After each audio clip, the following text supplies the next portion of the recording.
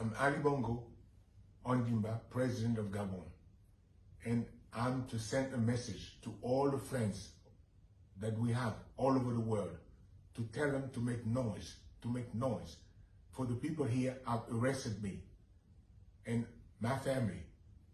My son is somewhere, my wife is in another place, and I'm at the residence. Right now, I'm in the residence and nothing happening. Nothing is happening.